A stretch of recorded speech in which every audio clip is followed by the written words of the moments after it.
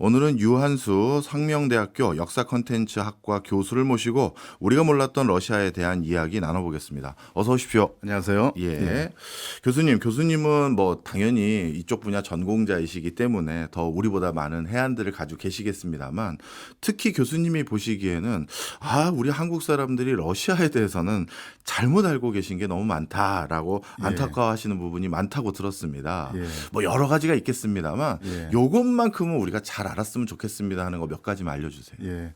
현재 러시아가 전쟁을 일으킨 국가이기 때문에 우리나라뿐만 아니라 전 세계 여론의 지탄을 받고 있는데, 예. 하지만은 그런 최근의 현상 이외에 더 이제 깊이 역사적으로 한번 살펴봐야 될 텐데요. 그러니까 우리나라와 연관해서 우리나라의 그 러시아에 관한 어떤 실상이 잘못 알려진 경우가 있습니다. 네. 가장 대표적인 예가 우리나라에서 적지 않은 분들이 아직까지도 러시아가 공산주의 국가, 공산주의 체제를 유지하고 있는 나라라고 생각하시는 분들이 있어요. 아닌가요? 예, 아닙니다. 예.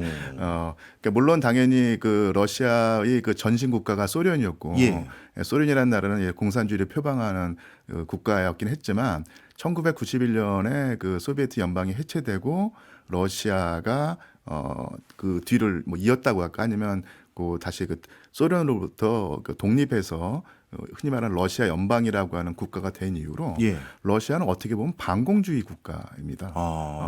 그래서 푸틴 대통령이 이끄는 정당의 집권당일 텐데, 예. 러시아에서 그 집권당에 도전하는 가장 강력한 야당이 바로 공산당이에요. 그러니까 말하자면 지금 그 푸틴의 집권당은 공산주의의 집권을 맡고 있는 그런 정치 세력이고요. 그렇군요. 예.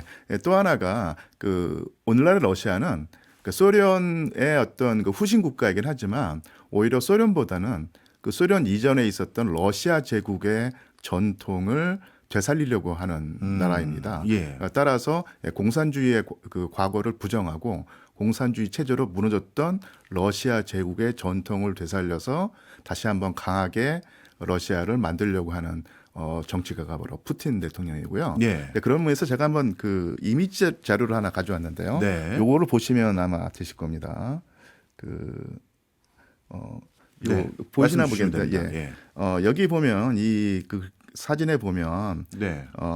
푸틴 맞은편에 계신 흰 두건 쓴 분은 누군가요?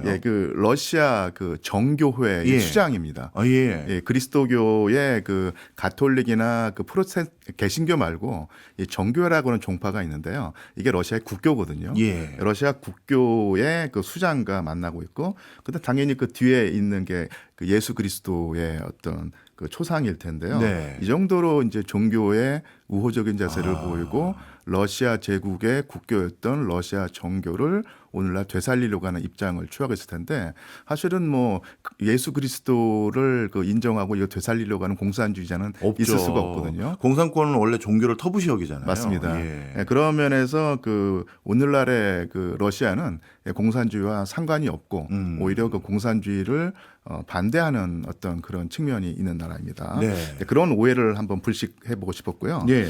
또 하나가 러시아의 러시아 관련돼서 가장 널리 퍼진 오해가 러시아는 상당히 팽창지향적이고 네. 호전적인 국가다. 왜 그럼 그렇게 팽창을 하고 전쟁을 일삼았느냐? 러시아의 부동항, 겨울에도 얼지 않는 항구가 있어야 제국을 유지할 수 있는데 러시아는 부동항이었기 때문에 부동항을 추구해서 팽창 정책을 폈다. 네. 그리고 예를 들어 한반도를 점령하려고 했다, 식민지화하려고 했다, 러시아 제국 그렇다고 했을 때 왜 그랬는가? 한반도에는 부동항이 있기 때문이다. 그러니까 이런 식으로 모든 것을 다 부동항 추구로 설명하는 경향이 있는데요. 예. 러시아는 사실은 역대로 부동항을 국가의 제일 목표로 추구한 적이 없습니다. 그러니까 당연히 러시아 제국에게 좋은 항구, 특히 겨울에도 얼지 않는 항구가 있으면 좋겠다. 이것은 충분히 이해할 수 있는데, 다른 어떤 국가의 이익을 침해하면서까지도 반드시 러시아의 부동항을 확보해야 한다, 이런 정책을 밀어붙인 적은 없다는 것이죠. 네. 그래서 증거가요. 러시아의 권력자든 황제든 아니면은 서기장이든 이런 최고 권력자들이 공공연하게 우리는 그 부동항을 확보해야 된다 이런 말을 한 적이 없고요. 예.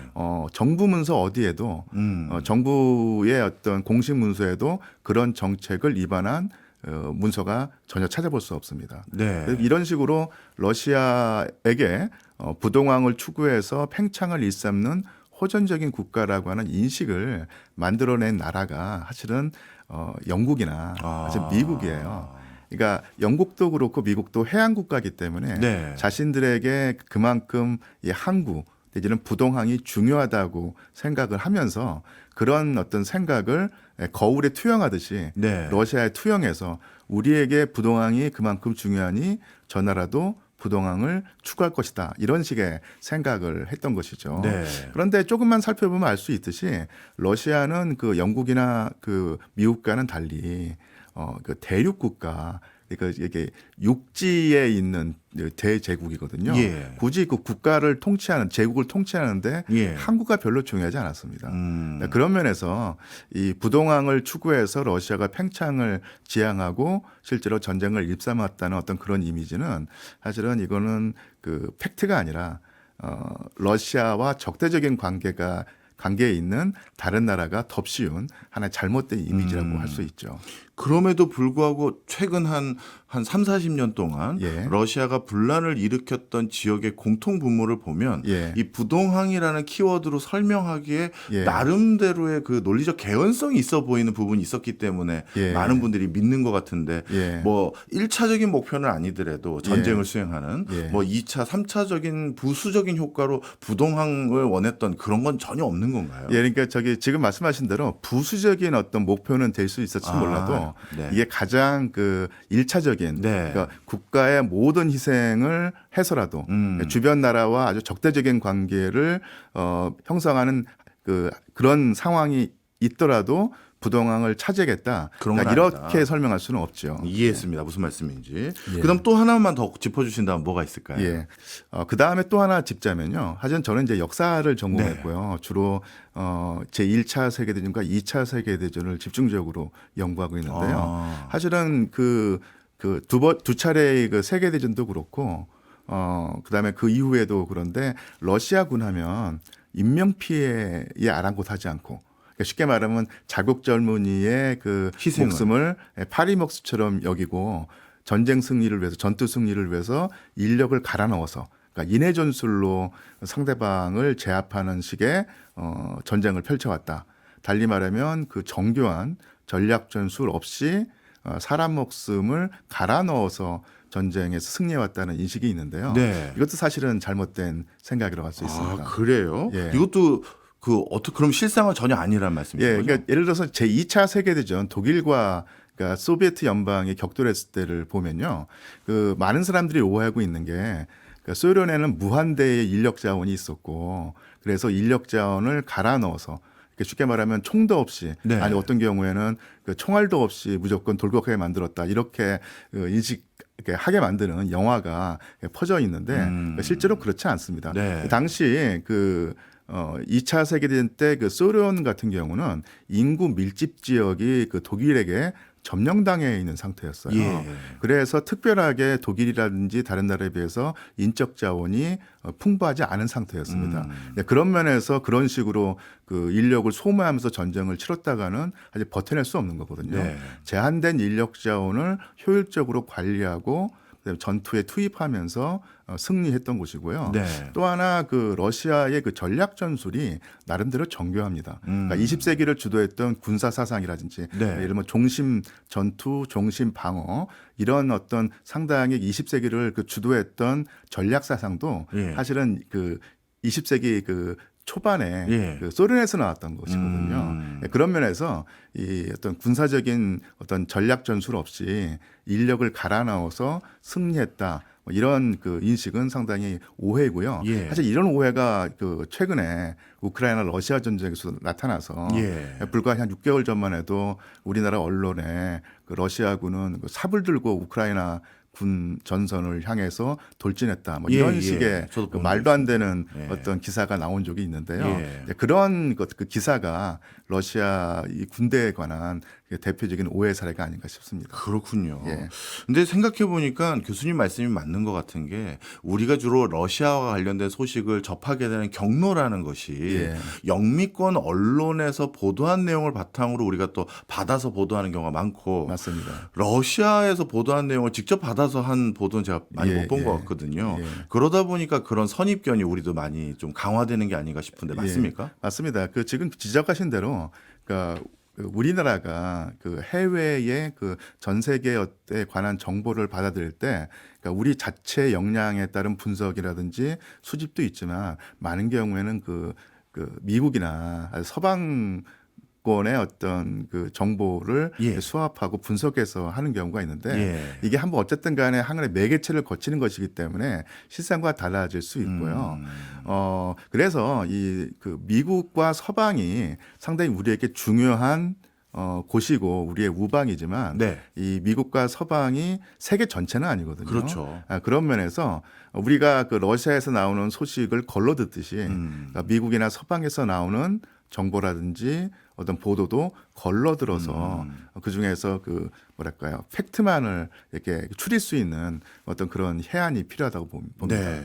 그래서 오늘 이 시간이 더욱더 값질 것 같은데요. 우리 예. 유 교수님께서는 우리나라 바로 위에 있는 조금 약간 떨어져 있는 이웃사촌, 예. 이 이웃사촌인 러시아를 우리가 전략적으로 잘 이용하는 게 무엇보다 중요하다라는 말씀을 여러 차례 하신 걸로 알고 있습니다. 예. 오늘 많은 우리가 알고 있는 선입견도 좀 바로 잡아 주시면서 예. 러시아와 우리가 잘 지내야 될 이유, 제일 먼저 어느 것부터 설명을 해 주실까요? 예, 결국 그 한반도에 사는 우리가 우리의 운명을 개척할 때는 우리의 역량이 가장 중요한 어떤 요소겠지만요. 예. 그런 전제하에 그런 요소가 또 제대로 실현되기 위해서는 한반도를 둘러싸고 있는 4대 열강의 관계 속에서 우리의 앞날을 설계해야 되는 것이죠. 아시겠지만 그 한반도를 둘러싼 4대 열강이 당연히 미국과 중국과 일본이고요. 네. 또 한 나라가 러시아입니다.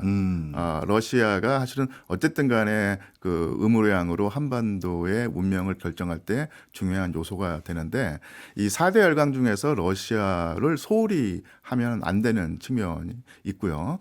또 하나가 사실은 그 냉전 시대에 소련이 우리 대한민국과 사실은 그 상당히 뭐랄까 불편한 관계 내지는 적대적인 관계를 맺어왔지만 어쨌든 간에 1991년에 그 소비에트 연방은 해체되었고 그 다음에 들어선 러시아는 그 이후로 지금 30년 동안에 최근까지만 하더라도 이 한반도에서 이 남한과 대한민국에게 그 등거리 외교 내지는 그러니까 나쁘게 말하면 양다리를 거친 외교일 것이고요. 네. 좋게 말하면 등거리 외교를 펼쳐왔습니다. 네. 그러니까 어느 한쪽을 일방적으로 두둔하지 않았다는 얘기죠. 그런 면에서 북한을 일방적으로 편들었던 소련과는 전혀 다른 맥락에서 한반도를 대하고 있는 나라가 바로 오늘날의 러시아겠고요. 또 하나 이 한반도가 당연히 그 긴장이 완화되고 궁극적으로는 뭐 통일이 돼야 될 상황이고 그게 우리 민족의 염원일 텐데요. 예. 사실은 그 한반도를 둘러싸고 있는 열강 중에서 그 한반도의 궁극적인 통일을 과연 원하는가 적극적으로 지지하는가 했을 때 미국도 그렇고 중국도 그렇고 일본도 그렇고 상당히 소극적인 입장이라든지 제가 봐도 없는 것 같아요. 예, 없는 것 같은데 그나마 4대 열강 중에서 그 한반도의 어떤 평화 정착과 통일에 그나마 가장 적극적인 자세, 예. 우호적인 자세를 취하는 나라가 바로 러시아였습니다. 네, 그런 면에서 우리가 충분히 러시아를 활용해서 우리의 목표를 이룰 수 있을 듯하고요. 네. 네, 또 하나가 그거 다른 거 하시기 전에 예. 러시아는 왜 우리나라의 통일을 원했을까요? 이게 그 러시아 같은 경우는 그 예전에 그 이념으로 어떤 그 국가 정책을 정할 때는 네. 당연히 소련은 공산주의 국가였으니까 당연히 북한을 두둔할 수밖에 없었고 북한의 뒷배를 봐줬고 그 대한민국의 그 적대적인 자세를 취했지만 그런 이념의 제국은 이제 사라졌고요. 예. 러시아는 지금 그런 이념이 아니라 국가의 실리를 추구하는 나라거든요. 네. 국가의 실리를 추구한다고 했을 때 북한보다는 이 대한민국과 좋은 관계를 유지하면서 그 실리를 추구할 수 있다고 보았고요. 네. 그 다음에 그 한반도의 통일이 중국이라든지 일본에게 주는 어떤 안 좋은 측면이 있을 텐데 네. 러시아는 그것부터 상당히 이게 자유롭구나. 좀 자유롭다는 얘기죠. 상대적으로 자유롭다는 예, 얘기죠. 예. 네, 그런 면에서 제가 그나마 네. 한반도의 궁극적인 통일과 평화 정책에 우호적일 수 우호적인 있는, 상대적인 우호적인 입장을 취하는 나라가 바로 러시아였던 것이고요. 네. 그럼 러시아가 그 한반도와 이 밀착 관계를 유지하면서 얻을 수 있는 실리가 뭔가를 살펴봐야 될 텐데요. 예. 러시아는 예로부터 그 중심이 분명히 그 유럽에 있지만 예. 그 반대편에 있는 이 연해주 지역, 그다음에 더 크게는 동북아시아 지역의 개발을 요구했거든요. 예. 역사적으로 따져보면은 한국인들, 우리가 흔히 고려인이라고 부르는 분들이 까레이스키라고. 예, 까레이스키. 네. 그래, 그 고려인이라고 부르는 분들이 원래 한반도에 살다가 러시아로 이주하신 분들인데 예. 그 이유가 당시 러시아 제국으로서 연해주를 개발하고 싶었는데 그럴 만한 어떤 노동력과 그다음에 그 농사 기술을 가진 사람들이 필요했던 거예요. 예. 그런 면에서 좋은 어떤 뭐랄까요, 조건을 제시하면서 한반도에 사는 사람들을 끌어들여서 예. 연해주를 개발하려고 하는 목적이 있었던 것이거든요. 예. 지금도 마찬가지입니다. 푸틴 대통령의 입장에서 보면 이 연해주 개발을 반드시 해야 되고요. 예. 연해주가 개발이 돼야지 태평양으로 확장할 수 있는 어떤 그러니까 러시아의 국력을 키우기 위해서는 태평양으로 진출할 수 있는 예. 계기를 마련해야 될 텐데 그러려면 한반도에 우호적인 세력이 있어야 되거든요. 네. 그런데 이 동북아시아 지역에서 어떤 러시아의 경제 협력을 활성화하고 개발한다고 했을 때 사실은 러시아 입장에서 보면 일본도 사실은 껄끄러운 상대입니다. 전쟁까지 했었고 예. 그러니까 일본과 어떤 구원이 있는 것인데요. 반면에 중국 같은 경우는 가깝긴 하지만 그래도 사실은 버거운 존재입니다. 그러니까 중국과 제휴를 했을 때 중국에게 어떤 휘말려들 가능성, 예. 그러니까 중국의 어떤 하위 파트너로서 전락할 가능성이 있는데 네. 그런 면에서 러시아로서는 가장 어떻게 보면 마음 편하다고 할까요? 실리를 추구하면서도 자신들의 이해를 극대화할 수 있는 가장 좋은 협력자가 바로 대한민국으로 할 수 있죠. 네. 그런 면에서 서로 이게 윈윈 게임이 될 수 있다고 보입니다. 네. 그러니까 러시아도 도움이 되고 우리 대한민국에도 도움이 되는 것이 바로 이 동북아시아에서 한국과 러시아의 관계일 수 있는 것이죠. 네, 그렇군요.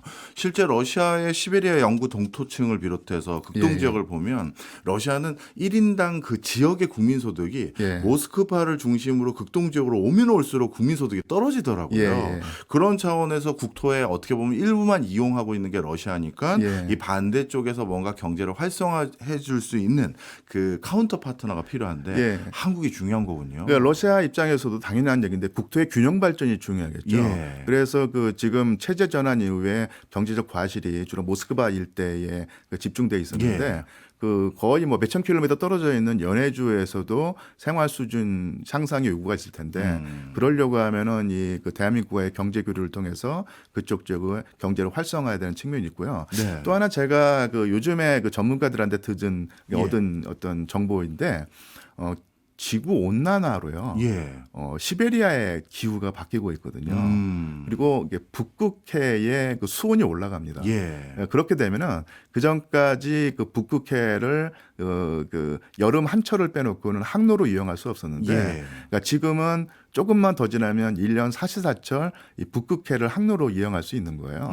이렇게 따지자면 러시아 및 유럽으로부터 얻은 물류가 이 동북아시아로 올 때 예전에는 저 남쪽으로 돌아서 스웨즈 운하, 인도양 그리고 이 동남아시아를 거쳐서 네. 왔는데 훨씬 더 짧게 위로 올라가서 갈 수 있다는 얘기죠. 그러니까 이 북극해의 항로 개발이 러시아로서도 염원이고 사실 한국도 더 큰 시장을 개척할 때 큰 도움이 됩니다. 네. 이런 측면을 한번 강조해보고 싶습니다. 알겠습니다. 교수님, 일부에서 제가 느꼈던 건, 저도 러시아 좀 아는 줄 알았더니 정말 모르는 게 많았구나. 하나 반성한 게 있고요. 두 번째는 이렇게 러시아가 우리에겐 나름대로 중요한 파트너조차도 될 수 있는 국가인데 예. 우리가 뭔가 지금이라도 다시 이걸 좀 바로잡고 예. 서로 윈윈할 수 있는 걸 좀 찾아보면 좋겠다 생각이 드는데요. 예. 그 과정에서 참 안타까운 건 러시아 우크라이나 전쟁으로 인해서 제가 알기로는 뭐 러시아가 좀 전에 설명 주셨던 극동 지역의 뭔가 개발 사업 또는 개발할 수 있는 이권들을 예. 중국에 다 양보했다 뭐 이런 소식이 가끔 들리거든요. 예. 그 부분부터 좀 설명을 해주세요. 예, 제가 뭐 경제 전문가가 아니라서 아주 상세한 어떤 정보가 있는 것은 아니지만요.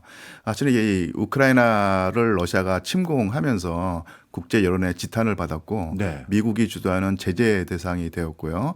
따라서 한국으로서도 어쩔 수 없이 그러니까 미국이 주도하는 경제 제재에 동참할 수밖에 없었기 때문에 두 나라가 끌끌어진 것이 사실입니다. 그런 면에서 사실은 우리나라가 얻은 타격도 분명히 있는데요. 네. 아시겠지만 이 러시아의 소비재 시장 같은 경우 러시아의 뭐랄까요? 저가 제품은 그 러시아 국민들이 중국산 제품을 주로 썼었고요. 네. 중고가 그러니까 약간 고급스러운 느낌이 드는 제품일 경우는 한국산을 상당히 선호해서 네. 그 한국산의 큰 시장이 됐었는데 네. 그리고 또 뭐 그 자동차라든지 반도체라든지 상당히 그 러시아 시장에서 한국의 지분이 컸었는데 예. 이게 사실은 뭐 축소되거나 사실은 거의 단절이 됐었죠. 예. 그러면서 상당히 그 아쉬운 측면과 안타까운 측면이 있습니다. 네. 슬쩍 중고가라고 말씀하신 건 예. 러시아에서도 고가 물건은 역시 유럽산을 선호하는 거죠. 예. 근데 또 이게 그 추세가 바뀌고 있는 게 예. 지금부터 15년 전, 20년 전에는 역시 뭐 그 상층 예. 뭐랄까요. 그 고소득자는 역시 네. 유럽 제품을 썼는데 그 비율이 점점 줄어들고 한국산 오. 제품을 상당히 그 선호하는 예. 그 고소득층이 러시아에 있었던 것이 사실입니다. 오. 그러니까 예를 들면 제 개인적인 경험을 말씀드릴 텐데요. 예. 제가 1990년대 후반에 러시아에 갔을 때 한 러시아인과 얘기를 했었는데 자기가 그 현대자동차를 샀는데 예. 현대자동차의 그 성능이 떨어져서 너무 속상하다 이런 말을 했어요. 그러니까 왜냐하면 그 당시에 그 처음 그 러시아에 진출했을 때 아무리 준비한다고 하더라도 러시아 겨울 추위에 그렇죠. 이 현대자동차가 사실은 그 성능이 미비한 측면이 있었는데 그것은 옛날 얘기고 네. 그러니까 지금 같은 경우는 뭐 얼마 전까지만 해도 다 뭐 그 사이에 한국차의 성능이 다 올라가고 그다음에 러시아 그 현지 상황에 맞는 특화된 어떤 현지 적응 전략을 펼쳐가지고 한국산 자동차라든지 이런 고가품이 아주 널리 그 인기리에 판매되고 있었거든요. 사실은 그런 또 차이가 10년 사이에 벌어지고 있었던 것이죠. 그랬군요. 야, 말씀을 듣고 보니까 더더욱 제가 마음이 아픈데요. 중고가뿐만 아니라 이제 고가 프리미엄 브랜드로서 한국 제품들이 자리매김해가고 있었는데 그런데 이번 전쟁 때문에 뭐 러시아에 있었던 현대자동차 공장이 불과 얼마 받고 그냥 매각됐다라든가 그렇죠. 삼성전자를 비롯해서 LG전자 다 철수했다더라 이런 소식이 들리거든요. 그렇다면 우리 기업들 입장에서 전쟁 끝났다고 해서 무작정 이게 러시아에 다시 달려 들어가기가 좀 부담될 것 같아요. 그런 면에서 저도 사실은 그 상당히 안타까운 측면이 있고 그다음에 전쟁이 끝나고 난 다음에 어떻게 될지 뭐 예측한다는 것이 상당히 그 불확실하긴 한데 그래도 좀 희망 섞인 전망을 해보자면 어차피 러시아는 경제 개발을 할 때 그 경제 파트너가 필요할 것이고요. 대한민국이 그 좋은 파트너가 될 수 있는 상황에서 전쟁이 그 비교적 그 빠른 시일 내에 끝나게 되면 한국과 러시아의 관계가 지금보다 훨씬 원활해지면서 다시 한번 진출할 수 있는 계기가 생길 것이고 러시아가 그것을 아주 굳이 막지는 않을 것 같습니다. 그러니까 당연히 러시아 입장에서는 이번에 그 미국을 비롯한 서방과 상당히 사이가 틀어져도 대단히 많이 틀어졌거든요. 그래서 그 경제 협력을 그런 일이 없었다는 듯이 곧바로 하기는 힘들 텐데 한국과 뭐 불협화음이 없는 것은 아니지만 그래도 미국이나 서방과는 그 비교하기 힘들 정도로 그 한국은 아직까지는 그 전쟁의 한복판에 있지 않고 떨어져 있다는 얘기죠. 그러니까 이런 측면을 러시아가 그 주시하고 있을 것이고요. 전쟁이 비교적 단기에 아니면 중기 이후에 끝나고 난다면은 러시아로서는 한국을 마다할 필요가 없을 것 같습니다. 단지 하나 좀 우려되는 측면이 뭐냐면 이 전쟁이 그 예상 밖으로 더 길어져 가지고 한국과 러시아의 그 경제 단절 이런 현상이 너무 오래 지속이 되면 예전에 그 러시아 시장에서 한국이 차지했던 어떤 위상이라든지 지분을 그 똑같이 되찾는데 좀 걸림돌이 되지 않을까. 그럴 수 있겠네요. 그러면서 빨리라도 하루 빨리 이 전쟁이 끝나서 예. 그 대한민국과 러시아의 관계가 정상화되는 그 밝은 미래를 좀 빨리 보고 싶은 생각이 있습니다. 네. 미래지향적인 관점에서는 진짜 러시아와의 관계 복원과 많은 사업을 더 해야 되는 게 맞긴 합니다만 예. 또 이런 질문이 자연스럽게 나올 것 같아요. 예. 왜냐하면 우리 국민들 입장으로선 아니 우리 현대자동차가 공장 헐값에 매각한 거 예. 그리고 나머지 우리나라 기업들이 거기서 놓고 왔던 자산들 이미 매각했다고 들었는데 예. 그 문제에 대해서는 우리가 어떤 입장을 취하는 게 좋을까라는 고민일 겁니다. 예. 그런 면에서 사실은 이게 너무너무 미묘한 외교 문제이기 때문에 네. 섣불리 그 어떤 말을 보태기가 쉽지가 않을 텐데요. 예. 지금 그 서방과 그 러시아의 관계를 보면 그 러시아의 자산인데 해외 자산을 몰수해서 우크라이나 지원하는 데 쓴다. 예. 그리고 뭐 경제 제재를 가해서 러시아를 무릎 꿇린다 이런 입장을 취하겠는데 한국이 거기에 너무 적극적으로 이제 그 보조를 맞추면은 그 얼마 후에 있을 러시아와의 어떤 공조 복원에 네. 걸림돌이 되기 때문에 적절하게 그 뭐랄까요 발을 너무 깊이 담그지는 네. 않고 한 발만 담그자. 뭐 네. 이런 어떤 지혜가 필요하다고 보입니다. 네, 알겠습니다. 자, 우리가 이렇게 러시아랑 뭔가 잘 지내보고 서로 도움이 될 수 있는 것들이 많아 보여서 예. 뭔가를 도모하려고 하면 참 공교롭게 그때마다 러시아는 자꾸 전쟁을 하는 것 같다라는 제 인상이 있거든요. 예. 가장 전쟁을 자주 일으키는 나라 아닌가 이런 생각이 저는 드는데 예. 이 제 선입견이 제 인상이 맞는 겁니까? 예. 그러니까 러시아라는 나라의 역사를 놓고 보면요.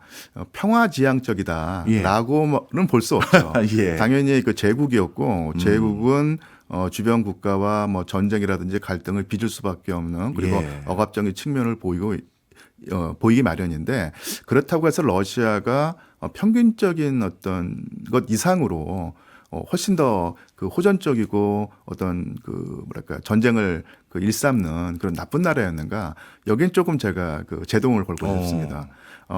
평화지향적인 국가는 분명히 아니었지만 예. 그렇다고 해서 모든 것을 전쟁으로 해결하려고 하는 어떤 그런 호전적인 국가도 아니었던 것이 분명한 그래요? 사실입니다. 예. 그러니까 지난 그 20세기를 한번 살펴보자면요. 예. 그러니까 20세기에 러시아 및 소련이 많은 전쟁을 치렀지만 한 번도 전쟁을 먼저 도발한 경우는 없어요.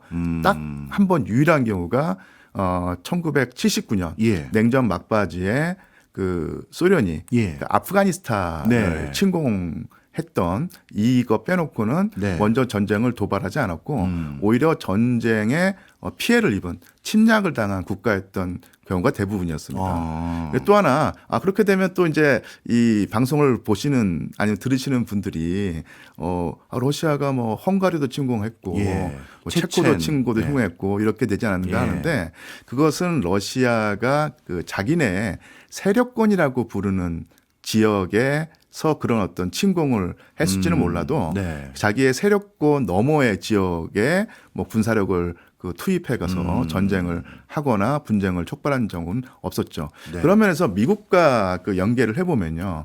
사실은 그 미국이라는 국가는 세계 패권 국가이기 때문에 예전에 그 미국의 어떤 그 세력권이라고 하면 이 아메리카, 남아메리카 지역에 한정돼 있었는데 그 위에 그 세력권이 더 확장이 돼서 20세기에는 세계 그 여러 군데다 군사력을 투입해서 자국의 그 이익을 확보하는 어떤 그런 전략을 취하면서 많은 전쟁을 수행했거든요. 예. 그 전쟁이 뭐 어떻게 보면 정의의 전쟁인 경우도 있지만 그렇지 않은 경우도 많이 있었습니다. 이제 그렇게 따지자고 하면 오히려 호전적인 국가는 그 상대적으로 예. 미국이라고 할 수 있고 네. 그 호전성에서 러시아 및 소련은 적어도 미국보다는 그 아래에 있는 국가였다고 볼 수 있는 것이죠. 요컨대 러시아가 평화지향적인 국가는 아니었지만 그렇다고 해서 호전적인 국가의 면모만을 보인 것은 아니다.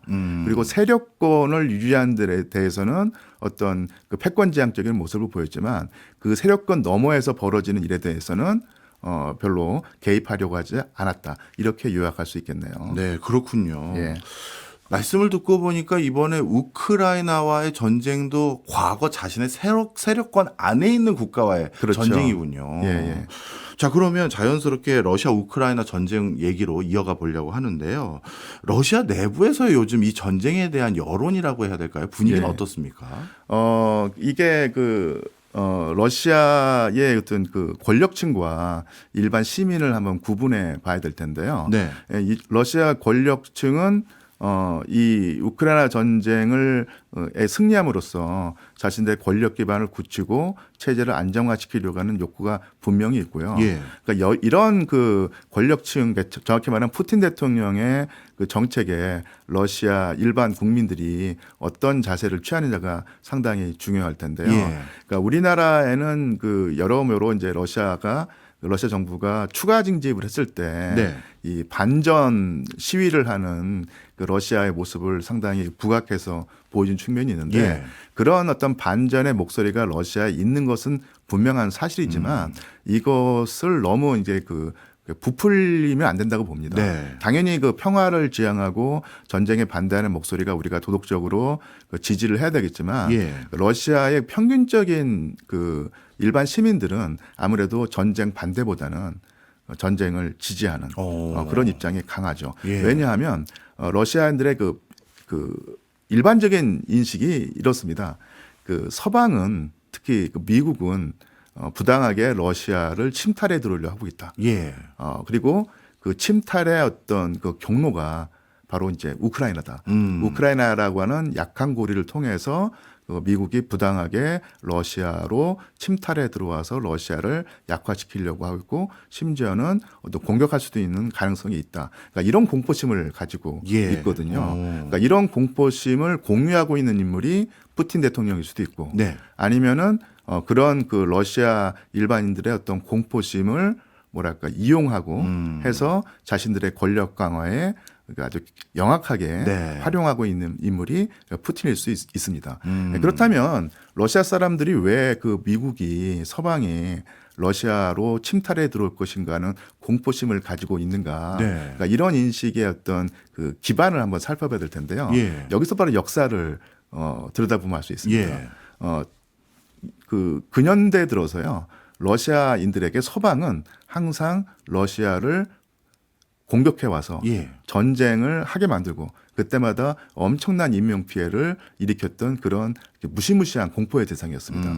바로 19세기에 나폴레옹이 그랬고요. 그렇죠. 20세기에 나치 독일의 히틀러가 러시아 및 소련에 들어와서 사실은 그 당시에 그 소련 인구가 1억 9천만 명이었는데 네. 인명 피해가 3천만 명이었습니다. 와. 이게 당시 그 한반도에 살았던 그 인구가 2,500만 정도였을 텐데 예. 한반도 인구가 다 죽고 나서 더 남아 돌아갈 정도로 이야. 심한 인명 피해를 겪었거든요. 엄청나네. 그러니까 이런 그 경험을 한 이상 예. 러시아 사람들에게 서방은 공포의 대상이었다는 얘기입니다. 근데 그런 식의 19세기 나폴레옹, 20세기의 히틀러의 역할을 오늘날 미국이 하고 하지 있다. 말란 보장이 없다고 보는 것이 네. 러시아 사람들의 일반적인 인식이고요. 네. 사실 이런 측면이 우리나라에 널리 알려져 있지 않죠.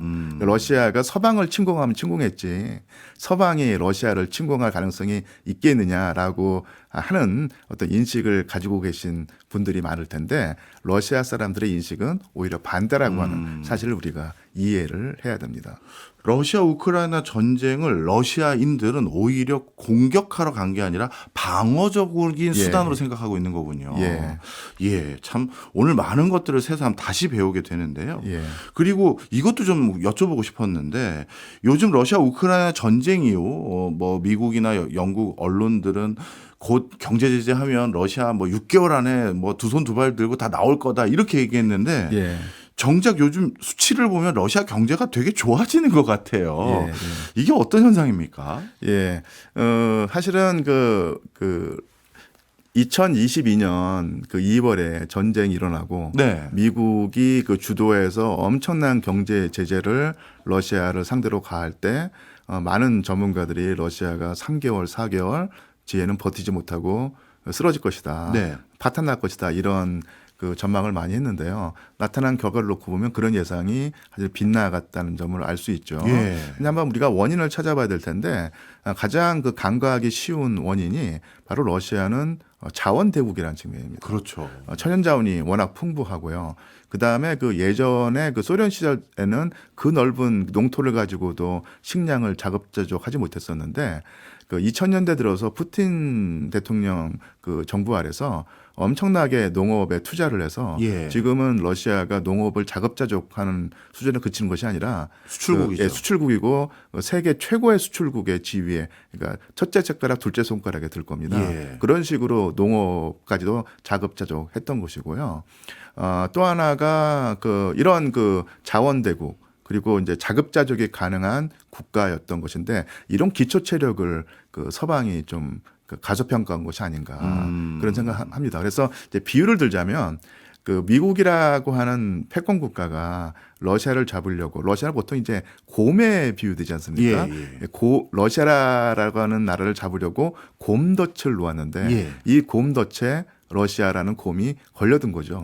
그래서 당연히 쓰러질 줄 알았었는데 워낙 기초 체력이 강해서 곰덫에 물린 상태에서도 지금 버텨내고 이 앞으로 또 뛰어나가고 있는 상태라고 볼 수 있죠. 그리고 러시아의 그 이 산업이 예. 사실은 균형 잡힌 구조는 아닙니다. 예. 군수공업이 상당히 그 많은 비중을 차지하고 있는데 전쟁이 벌어지니까 당연히 군수공업이 활성화되고 거기서 이제 돈이 풀려 나가는 것이죠. 그래서 그 장기적으로 과연 이 전쟁을 계속 지속할 수 있을 것인가 그리고 그 계속되는 경제 제재를 끝까지 버텨낼 수 있을 것인가는 좀 회의적으로 회의적으로 지켜볼 수밖에 없겠지만 적어도 단기적이고 중기적으로는 오히려 전쟁 특수를 어떤 불러와서 경제가 활성화되는 측면이 있고요. 네. 당연히 그 엄청나게 많은 그 노동자를 고용하고 있는 러시아 군수 공장이 24시간 계속 돌아가니까 군수 공장 노동자들의 소득이 올라가고 이것이 그 내수 활성화로 이어지게 되는 것이고요. 근데 한 가지 궁금한 게 있어요. 예. 통상적으로 이렇게 경제 제재를 하면 예. 그래도 뼈아픈 효과로 우리가 기대했던 게 예. 러시아는 생필품, 공산품 이런 거 생산하는 역량이 많이 떨어지니 예. 그런 거 못 조달 받을 테니 물가 엄청 올라서 고생하겠지 생각했는데 그러지도 않은 것 같아요. 두 가지 측면이 있는 것 같습니다. 그 서방의 어떤 그 생필품 그러니까 소비자가 들어오지 않으니까 국산품으로 대체하는 측면이 있는 것이죠. 네. 예전에 코카콜라를 즐겨 마셨는데 러시아 일반 사람들이 코카콜라가 들어오지 않는 대신에 러시아 자체 콜라로 그것을 대체하는 측면이 있고요. 그것도 한계가 있을 텐데 그런 한계를 극복하는 것이 바로 중국산 제품을 또 대량으로 들여오는 것입니다. 물론 뭐 품질의 면에서 서방 제품과 문제가 있겠지만 중국과의 교류를 통해서 그런 어떤 미비한 측면들을 메우는 측면이 있고요. 또 하나가 사실은 뭐 제가 그 경제 원론 수준 이상의 아주 정교한 경제 지식을 갖추고 있지 못하지만 돈이 많이 풀리면 그러니까 인플레이션이 일어나서 경제가 과열되고 아니면 그 경제의 어떤 악영향이 있을 수 있는데 러시아 경제가 이렇게 돈이 많이 풀리면서도 이렇게 호조세에서 안정을 유지할 수 있는 여러 가지 요인이 있을 텐데 저는 한 명 그 인적인 요소를 들고 싶은데요. 누군가요? 우리나라에 널리 알려져 있지 않은 인물인데 이름이 엘비라 나비울리나라고 하는 분이 있습니다. 이 여성인데 여성이에요? 그 직책이 러시아 중앙은행 총재입니다. 그러니까 우리나라 치자면 한국은행 총재일 텐데요. 그러니까 이분이 그 오랫동안 그 푸틴과 그 보조를 맞추면서 러시아의 모든 경제 재정 정책을 입안해 왔는데 2014년에 그 러시아가 그 서방으로부터 제재를 당했을 때도 바로 이 나비울리나 총재의 역량으로 이를 극복해냈고요. 그 이후로 상당히 경제 체질을 많이 개선하는데 아주 혁혁한 그 공을 세웠거든요. 그래서 지금 전쟁 상황에서 엄청난 자급 압박에 시달릴 텐데 그리고 또 인플레이션의 어떤 그러니까 영향이 있을 텐데 그런 것을 슬기롭게 헤쳐나가면서 어쨌든 간에 현재 호조세를 유지할 때는 이 나비울리나 총재의 그 개인적인 역량이 크게 작용했다고 보고요. 또 한 가지 또 이런 인재를 오래전에 알아보고 등용하고 정권을 주는 푸틴 대통령의 어떤 안목도 나름대로는 그 상당하지 않는가 이런 생각을 합니다. 그렇군요. 또 아이러니한 게요. 러시아 경제는 방금 말씀 주신 것처럼 나름 잘 버티고 오히려 예. 호조를 보이는 부분마저도 있는데 예. 정작 요즘 어려워지고 있는 게 미국과 유럽인 것 같아요. 맞습니까? 예, 예. 맞습니다. 사실은 미국이 예전 같지는 않죠. 당연히 아직까지도 가장 강력한 경제 대국이긴 하지만 그래도 뭐 예전에 비해서는 상당히 그 위상이 축소된 것도 사실이고요. 이번 전쟁을 통해서 또 아는 것이 독일이라든지 프랑스라든지 영국의 경제 체력이 이렇게 허약했구나라는 사실을 또 한 번 알게 됐는데요.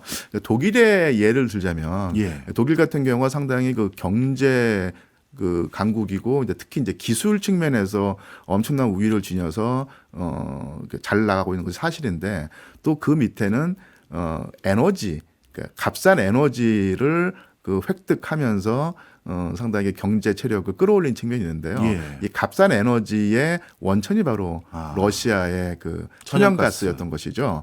그러니까 러시아와 우호적인 관계를 유지해 오면서 러시아의 천연가스를 아주 값싼 가격에 들여왔고 그런 값싼 에너지를 이용해서 독일 경제를 돌려서 활성화를 유도해냈는데 이런 이점이 사라지게 되면서 상당히 고전하고 있고요. 지금 독일 같은 경우는 울며 겨자 먹기로 값싼 러시아 천연가스를 들여오지 못하고 미국으로부터 아주 비싼 값으로 사와야 되는 상황에 처했는데 이것이 독일을 위시한 여러 유럽 국가 그러니까 우리가 상당히 지금까지 경제 강국으로 알고 있던 유럽의 주요한 나라들의 기초 체력이 겉보기와는 달리 상당히 허약했다. 이런 사실이 전쟁을 통해서 드러난다고 보입니다. 네. 마지막으로 한 말씀 짧게 부탁드립니다. 예. 이제 곧 연말이면 미국 대선이 있잖아요. 예, 예. 그러면 트럼프 대통령 후보나 예. 바이든 대통령의 재선 둘 중에 한 분이 이제 되실 것 같은데 예.